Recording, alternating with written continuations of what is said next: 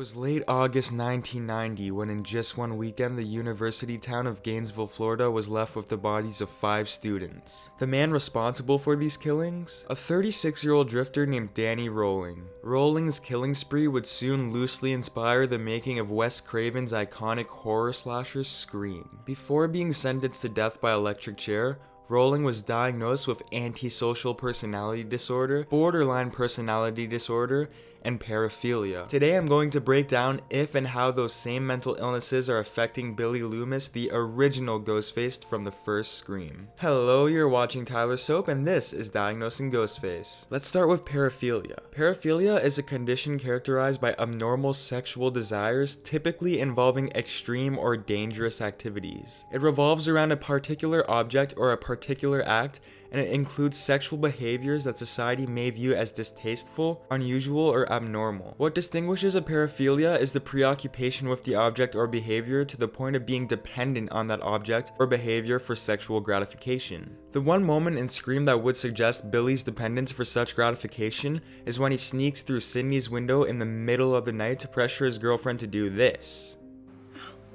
So, you thought you would climb my window and we'd have a little raw footage? Based on the scene alone though, we can't jump the gun and determine that like Danny Rolling, Billy has a paraphilia. There are many teenage boys who will pressure their girlfriends or girls at parties to get physical who don't necessarily have a paraphilia. Touching a non-consenting person would be the line when pressuring becomes a paraphilia. However, whatever touching Billy does in this scene is consensual. We don't know what he does on his own time, but from what we are shown in Scream, Billy does not have a paraphilia like Danny Rolling does. Next, let's take a look at if Billy suffers from antisocial personality disorder. Antisocial personality disorder is characterized by a pattern of disregard for and violation of the rights of others. Severity of the symptoms vary, but the most dangerous behavior problems are referred to as sociopathic, which is when something is severely wrong with one's conscience, and psychopathic, which is behaviors brought on by a complete lack of conscience regarding others. As Billy has a complete lack of remorse for killing victims throughout Scream, he is definitely psychopathic. People with antisocial personality disorder may also seem charming on the surface.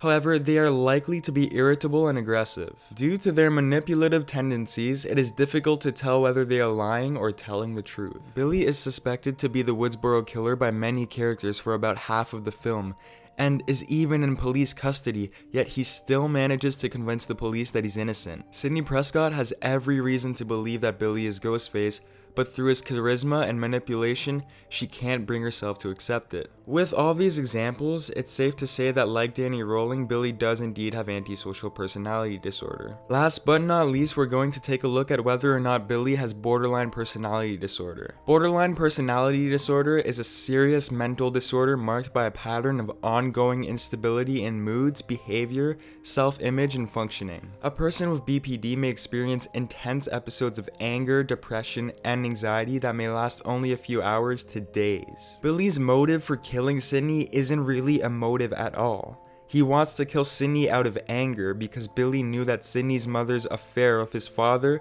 was the reason his parents were separated. Sydney had nothing to do with her mother's actions, yet Billy dwelled in his anger for an entire year before following through with his plan to kill Sydney. This is where many symptoms of BPD become clear in Billy. Seemingly ordinary events may trigger a person with BPD, like feeling angry or distressed over minor separations such as vacations, business trips, or sudden changes of plans from people they are close to. Billy's parents' divorce was a separation that triggered his frantic efforts to avoid abandonment, which is a common symptom found in individuals who have BPD. His efforts being killing Sydney's mother as well as Sydney to subdue the pain within him caused by the separation. Billy's behavior shows that his sense of self is incredibly distorted. He depended on his parents for his happiness, and with them apart, he is shattered. Billy is also incredibly impulsive. His goal, after all, was to kill Sydney, but there are many others dying instead of her in this movie. Finally, people with BPD may have serious dissociative symptoms like losing touch with reality. Many fans love Scream because the characters are aware of the horror genre